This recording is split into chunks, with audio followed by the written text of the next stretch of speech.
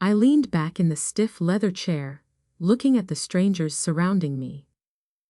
My voice was steady, even though my heart hammered against my ribs like a trapped bird. My mom lured me to a family dinner. When I walked in, 2 lawyers and a notary were waiting with papers to make me sign everything away. When I refused to give up my inheritance, they tried to intimidate me. I just counted, smiling, 1, 2, 3, 4, 5, 6. Wow. Then I said softly, "Good thing I only needed one person too." The silence that followed was heavy and suffocating. An hour earlier, I had walked into Le Jardin with a bottle of Pinot Noir and a foolish hope for reconciliation.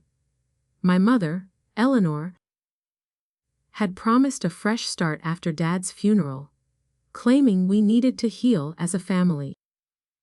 But the private room at the back didn't smell like roasted garlic or expensive wine. It smelled like lemon polish and copier toner. The table was devoid of silverware or plates. Instead, it was dominated by a thick, bound document resting in the center like a tombstone. There were no menace, only grim faces. Eleanor didn't even stand up to hug me. She sat at the head of the table, next to my stepfather Greg, flanked by 3 lawyers in charcoal suits, who looked like they charged by the minute. A woman with a notary stamp sat quietly in the corner, clutching her purse. "Sit down, Julie," my mother said, her voice lacking any maternal warmth. "We aren't eating until we settle the estate issues." She gestured to the document. It was a redistribution deed. They wanted me to voluntarily sign over the trust my father had built specifically to protect me. The taller lawyer slid a pen across the mahogany surface. It spun and stopped, pointing directly at my chest. He began listing reasons why litigation would destroy my credit score and public reputation. He spoke of fiduciary duties and family fairness, twisting legal terms into threats. Eleanor chimed in, dabbing at dry eyes. Claiming I was being selfish for keeping assets she needed to maintain her lifestyle. The air in the room grew hot and stifling. They were closing in, certain that their combined weight would crush my resistance. I looked at the pen, then up at their expectant faces. They thought they had cornered a grieving daughter who didn't know how to read a balance sheet. They forgot that my father had raised a forensic auditor, not a socialite. I took a slow breath, letting the adrenaline sharpen my focus, instead of drowning me. That was when I started counting them out loud, watching their confusion grow. I wasn't just counting bodies, I was counting targets. I smiled because I knew something they didn't. The door behind me was about to open. The heavy oak door swung open with a precise, oiled click. The air pressure in the room shifted instantly. Veronica Stone stepped inside, placing a slim leather briefcase on the table next to their bloated contract. She didn't look like a savior. She looked like a predator entering a petting zoo. My mother froze, her glass hovering halfway to her mouth. Veronica was Dad's corporate shark, a woman known in legal circles as the silencer. As she sat down next to me, the color drained from my mother's face like wine spilling on a white carpet. The walk to the parking lot was silent, but heavy. Veronica led the way, her heels clicking a sharp rhythm on the asphalt. The cool night air felt like a reprieve from the suffocating cologne inside the private room. My mind drifted back to the rainy Tuesday, when the highway patrol called me. Dad hadn't left me with a hug. He left me with a 3-inch binder labeled, "In case of emergency." It sat on his desk like a manual for survival. That binder held the history of a war I was only just beginning to understand. I remembered the nights before the divorce, listening through the vents. Eleanor screamed about vacations in Tuscany and new leases on luxury sedans. Dad spoke quietly about compound interest and stability. She wanted the appearance of wealth, he wanted the reality of it. When they finally split, she took the house and the furniture. He took the small apartment and his peace of mind. Years later, over cheap takeout in that sparse apartment, he showed me the trust documents. He didn't use legal jargon, he used warnings. Your mother loves things, Julie. She loves people who give her things. It sounded cruel at the time, but looking back, it was a diagnosis. He knew that if he died, she would come for whatever was left. He built walls of paper and ink around his assets, not to hoard them, but to keep them safe. Back in the parking lot, Veronica threw her briefcase into the passenger seat of her vintage Jaguar. That document was a joke, she said, lighting a slim cigarette with a silver lighter. It was a desperation play. If they had actual legal standing, they would have filed a motion in probate court. They wouldn't have ambushed you over appetizers. She exhaled a thin stream of smoke. They needed you to sign voluntarily, because they can't force you legally. I leaned against my own car, feeling the vibration of the highway nearby. Why now? I asked. It's been 3 months since the funeral. Veronica pulled a tablet from her bag and tapped the screen. Because the money ran out yesterday. She turned the screen toward me.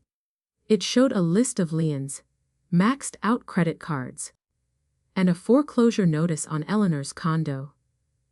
My mother wasn't just grieving, she was drowning in a sea of red ink. Your father knew this day would come? Veronica said, her eyes reflecting the streetlights.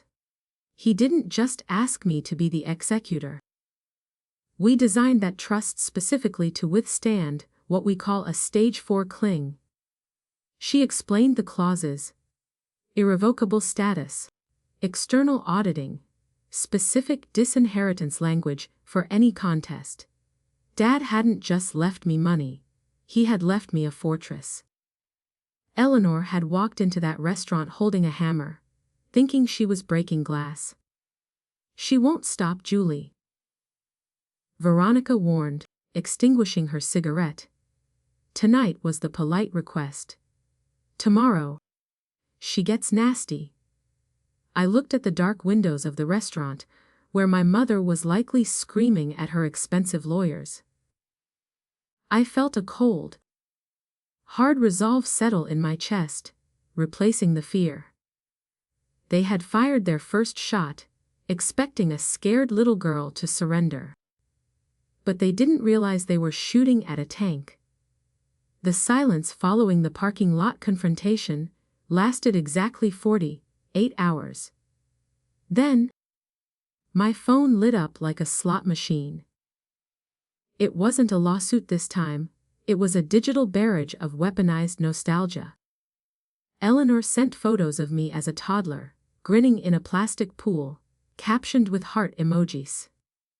We were so happy then, she wrote. It was the love bombing phase, a desperate attempt to reset the board. She was trying to bury the memory of the lawyers under a landslide of guilt. A tangible package arrived on my doorstep 2 days later. Inside the crushed velvet box lay my grandmother's pearl necklace. It was the one Eleanor had sworn I would never touch until my wedding day. The note attached was written on heavy cardstock. These belong with family. It read, and you are still my family. I held the cold pearls, feeling the manipulation radiating off them. It wasn't a gift, it was a bribe wrapped in a memory, meant to disarm me. When the gifts failed, she deployed the infantry. My aunt left a weeping voicemail accusing me of elder abuse. My cousin texted to ask how I could sleep at night while my mother starved. Eleanor had spun a narrative where she was the destitute widow, and I was the greedy villain stealing bread from her table. They didn't know about the trust or the lions. They only knew the lies she fed them. I listened to the accusations, feeling the isolation tighten its grip. I stuck to the protocol Veronica had drilled into me: radio silence. I didn't defend myself. I didn't reply, and I didn't block them. Instead, every text was forwarded directly to Veronica's inbox. She cataloged them into a growing database of harassment, filing them away for a future we both hoped wouldn't come. Let them scream into the void, she said. Silence makes a narcissist crazy. She was right. The lack of reaction was driving my mother to the absolute edge. 2 weeks into the siege, the tone shifted violently. The "miss you" texts vanished, replaced by jagged, late night rants. A voicemail at 2 a.m. revealed the monster beneath the mask. Her voice was slurred and thick with rage. She screamed that I was an ungrateful brat who owed her for my existence. She called me cold, calculating, and exactly like my father. Hearing that comparison didn't hurt. Wearing his name like armor was the only thing keeping me safe. The threats escalated from personal insults to professional sabotage. She sent a message promising to call the partners at my accounting firm. She claimed she would tell them I was mentally unstable and pilfering family funds. It was a direct attack on my livelihood, designed to panic me into submission. I stared at the screen, my pulse quickening. She didn't understand that forensic auditors live for documentation. By threatening my license, she wasn't scaring me. She was handing me proof of extortion. Then came the message that stopped my heart. It wasn't a threat or an insult, it was a number. Buried in a rambling text about fairness was a specific figure: $142,560.18. I froze, staring at the digits. That was the exact balance of my private investment account as of yesterday's market close. I had never shared that information. She knew numbers she shouldn't know, and that meant the war had moved from my phone to my finances. I sat in the glow of my monitors, the figure $142,560.18 burning into my retinas. That number wasn't a guess. It was a screenshot from inside my own dashboard. A moment later, my phone buzzed on the desk, vibrating against the wood like a warning shot. A notification from my brokerage app lit up the dark room. Password reset requested. I hadn't touched the mouse. My stomach dropped as I realized the invisible walls of my digital life were being tested. Someone was rattling the doorknob. Before I could deny the request, an email pinged into my inbox. It looked perfect. The logo was the right shade of navy, and the font matched my bank's official correspondence. Security alert, verification required. It screamed in bold red letters. It asked for the name of my first pet and the street where I learned to ride a bike. These weren't generic security questions. They were intimate memories harvested from my childhood. Only a parent would know the answers were Buster and Maple. I didn't click the link. Instead, I hovered over the sender's address, revealing a jumble of nonsensical characters: behind the legitimate looking display name. I opened the header data, my fingers flying across the keyboard in a rhythm of panic and precision. I traced the originating IP address through a geolocation tool. A map loaded on my second screen, dropping a red pin on a familiar coastal town. It was the Wi-Fi at the vacation rental Eleanor and Greg were currently leasing. Rage replaced fear. This wasn't just nosy parenting. It was a federal crime. I logged into my credit monitoring service, my hands shaking slightly. I placed a freeze on all 3 bureaus, locking my identity behind a firewall of PN codes and security questions. I enabled hardware, key authentication for everything,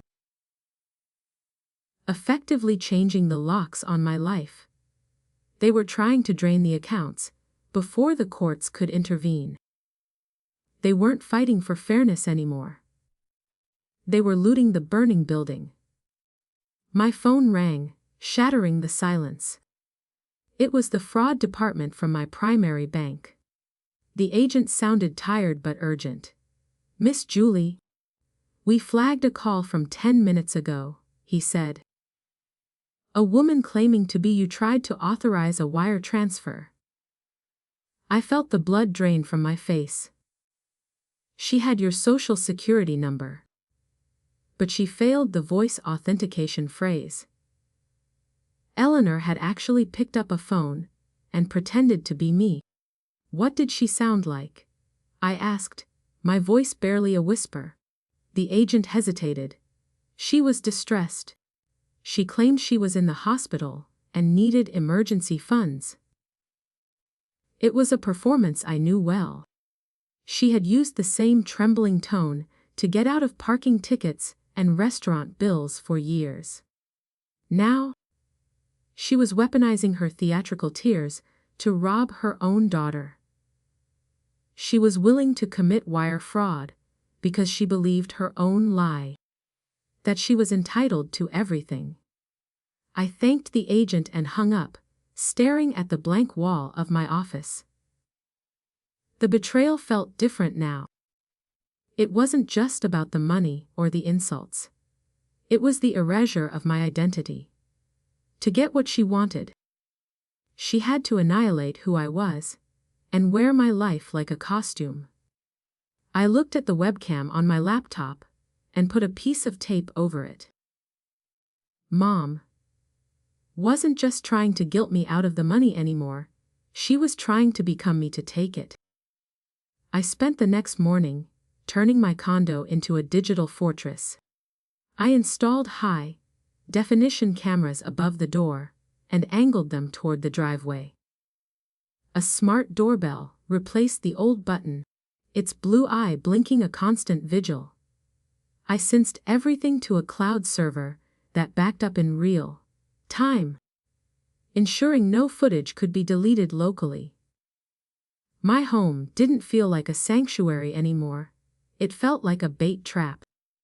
I was waiting for a predator I shared DNA with. 3 days passed in agonizing silence. I slept in shifts, waking up at every creak of the floorboards or rustle of wind outside. The monitors glowed in the darkness of my living room, displaying grainy black and white views of an empty street. Paranoia began to whisper that I was overreacting, that they wouldn't dare cross the line from cybercrime to physical trespass. But desperate people do desperate things when the money runs dry. I kept the coffee brewing and waited. The alert came at 2:14 a.m. on a Tuesday. A sharp digital chime from my phone shattered the stillness, signaling motion at the perimeter. My heart hammered against my ribs as I grabbed the device, my fingers fumbling to unlock the screen. This wasn't a stray cat or a late-night delivery truck. The motion zone was set specifically for the cluster of mailboxes at the edge of the complex. Someone was standing right where my bank statements were delivered. I tapped the notification, and the live feed flooded my screen in high-definition night vision. A figure in a dark hoodie stood hunched over the metal box. He looked around nervously, his breath puffing in the cool night air. When he turned toward the streetlight, the pixelated shadows cleared enough to reveal a familiar profile.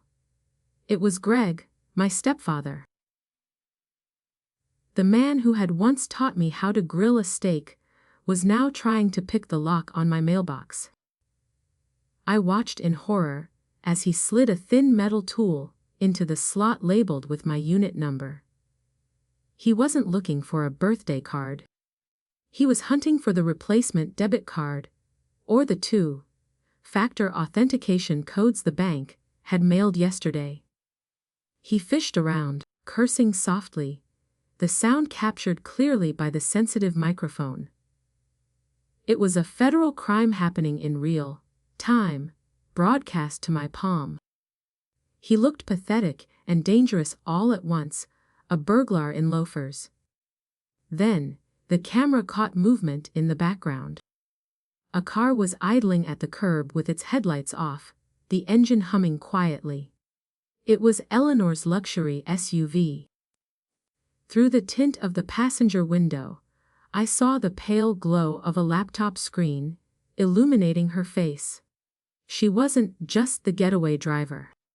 She was trying to connect to my Wi-Fi network from the street, using proximity to bypass the firewalls I had erected. They were launching a synchronized attack on my life. I didn't grab a baseball bat or call 911. Instead, I hit the record button, saving the clip to 3 different servers. I zoomed in on the license plate and then on Greg's fumbling hands, ensuring every pixel of their felony was preserved forever. The fear that had paralyzed me for weeks evaporated, replaced by a cold, sharp certainty. I didn't call the police that night. I called Veronica and told her to sharpen her knives. Sunlight hit the glass desk in Veronica's office, but it offered no warmth. I sat stiffly in the ergonomic chair, a small black USB drive sitting between us like a loaded weapon. Veronica plugged it into her laptop without a word, her face unreadable behind her designer frames. The silence was thick, broken only by the hum of the hard drive, spinning up my mother's crimes. I watched her eyes dart back and forth, tracking the movements of the shadowy figures on the screen.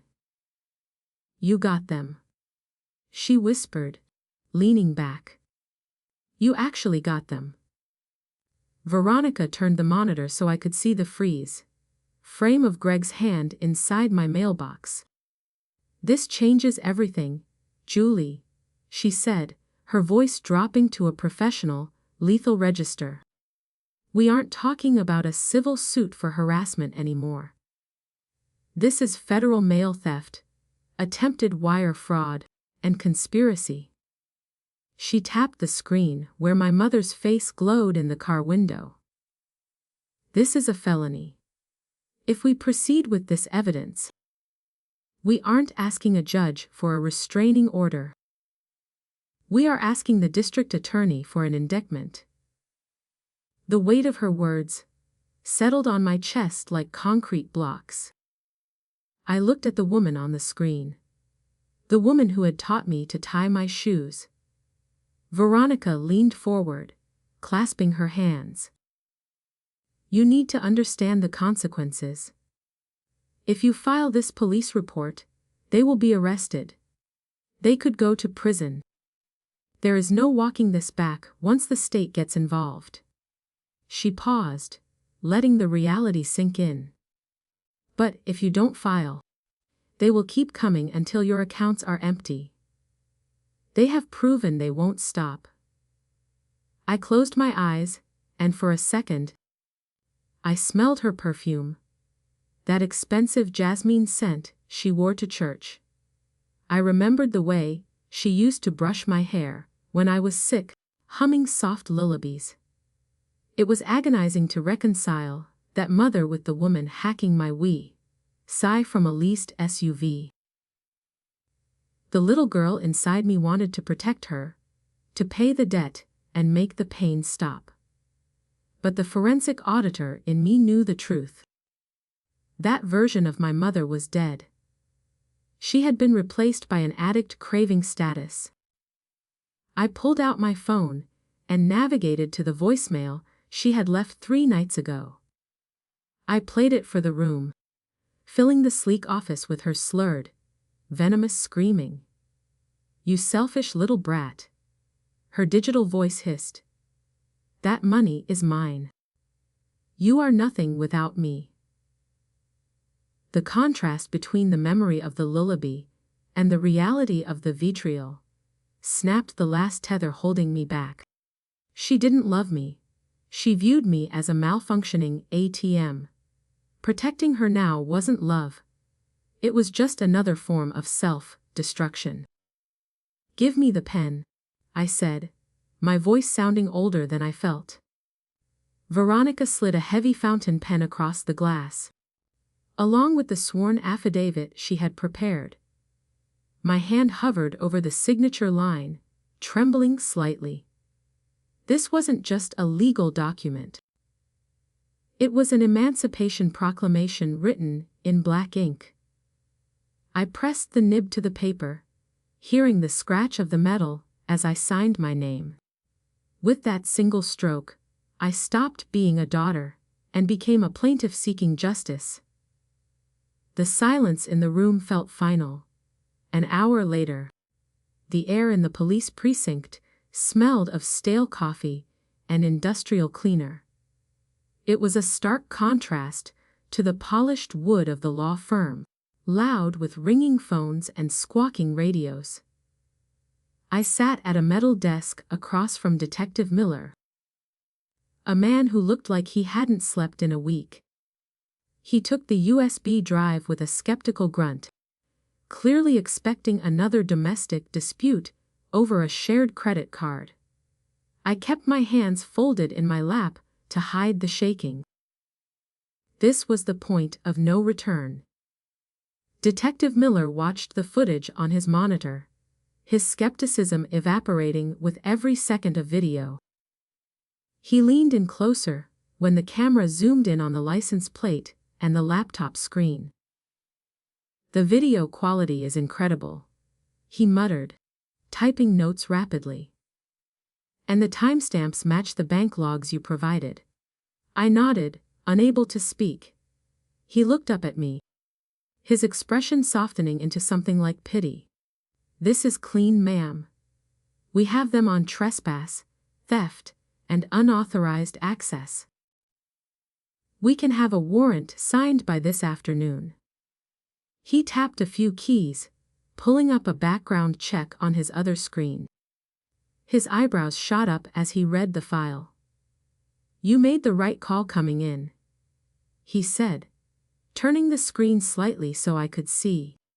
"Your mother has 2 prior flags for passing bad checks in Nevada. She isn't new to this. She just finally targeted someone who fought back." The revelation hit me like a physical blow. I wasn't her daughter. I was just her latest mark. I signed the report, and with that ink, I orphaned myself to save myself. 6 months later, the courtroom smelled of lemon polish and nervous sweat. I sat at the plaintiff's table, keeping my hands clasped to stop them from shaking. Across the aisle, my mother looked like a grieving widow from a black and white movie. She wore a modest black dress and a pearl necklace. Not the one she sent me, but a cheaper strand. She held a tissue she didn't use, dabbing at dry eyes whenever the judge looked her way. It was a perfect performance. She was playing the confused, abandoned mother to a T. Her defense attorney stood up, smoothing his tie with practiced confidence. He painted a picture of a tragic misunderstanding fueled by grief. He claimed Eleanor was simply trying to secure family heirlooms and that her actions were born of desperation, not malice.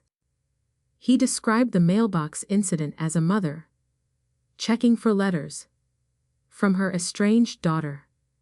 It was nauseating to watch. Eleanor sniffled on cue, looking small and fragile.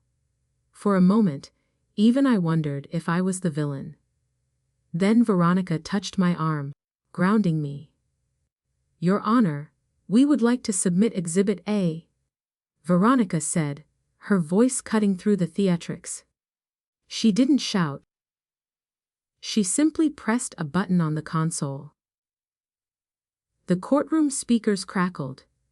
Then my mother's voice from the restaurant filled the air. It wasn't the weeping woman sitting across from me. It was the cold, imperious voice demanding I sign the deed. "You are nothing without this family." The recording sneered. The judge's eyebrows lifted.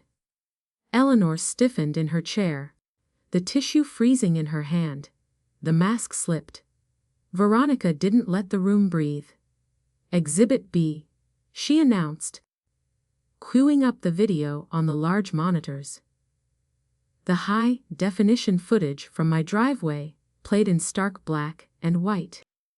Everyone watched Greg pick the lock on my mailbox, while Eleanor's SUV idled in the background. The glowing laptop screen, illuminating her face, was undeniable. The defense attorney shifted his weight, realizing his narrative of checking for letters had just been incinerated. The silence in the room was heavy.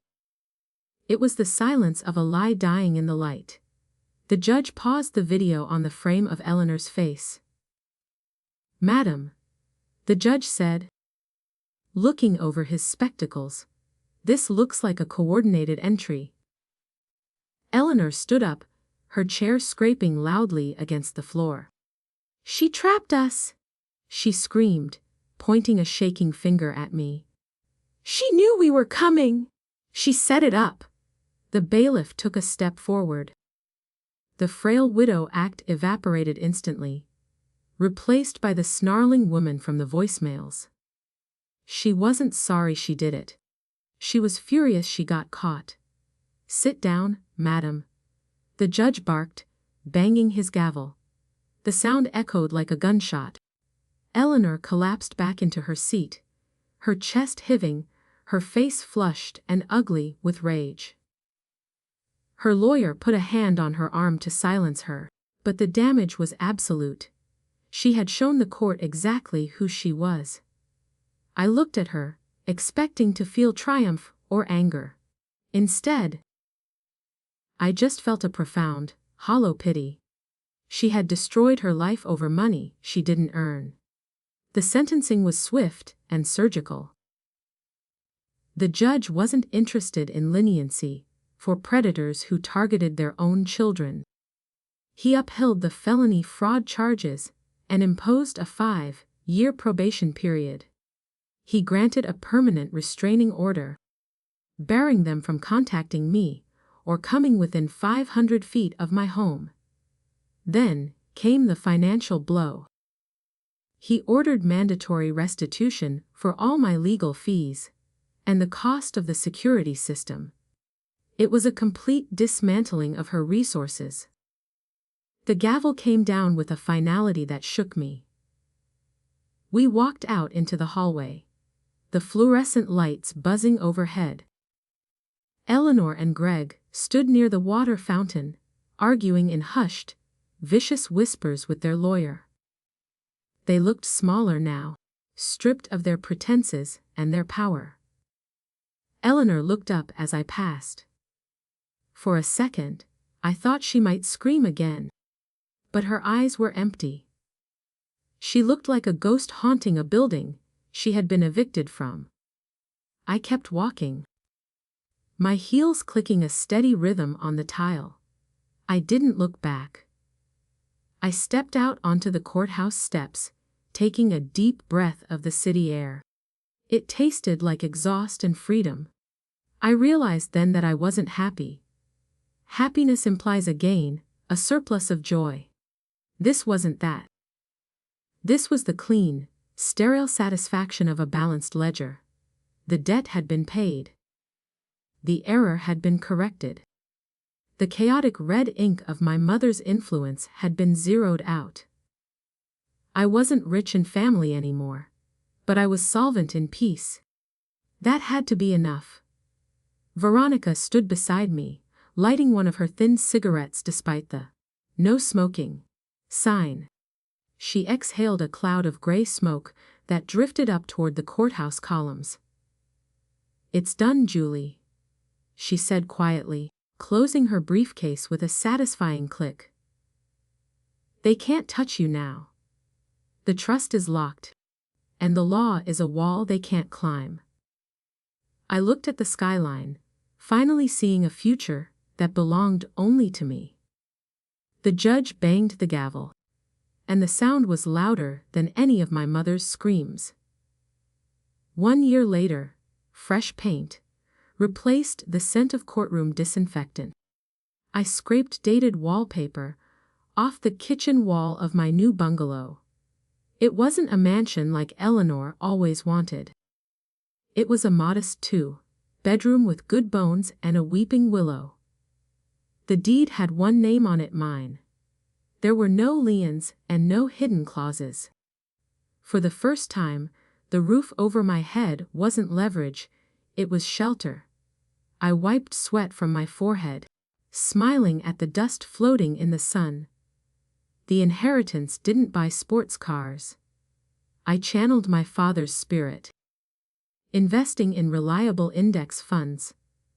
I set up a scholarship in his name for forensic accounting students, ensuring his legacy built futures instead of fueling vanities. Every month, I opened my bank app without panic. The numbers were tools now, not threats. I had built a fortress of financial security that no emotional manipulation could breach. The money wasn't a scorecard for my worth anymore. It was simply the foundation for a quiet life. Silence from the family was absolute, enforced by the court order. A distant cousin mentioned that Eleanor and Greg had downsized to a rented condo 3 towns over. Rumors said they were driving a used sedan and complaining about their ungrateful daughter. Hearing it didn't spark anger or guilt. It felt like hearing about a weather event in a foreign country.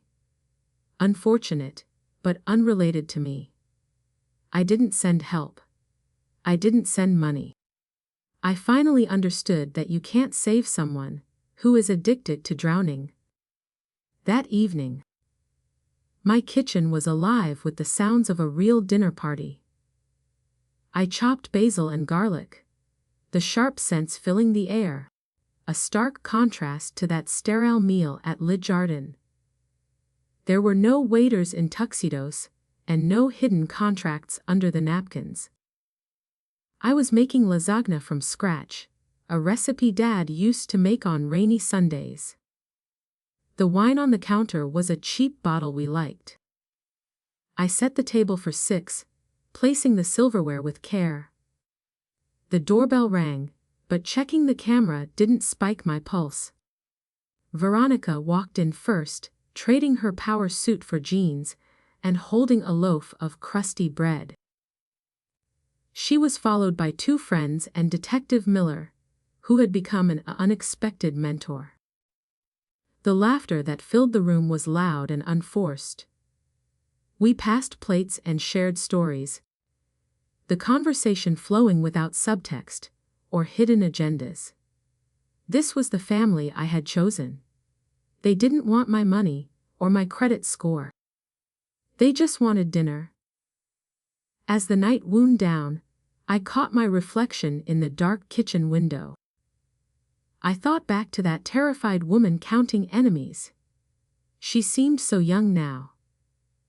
I had walked into that ambush thinking I needed a savior.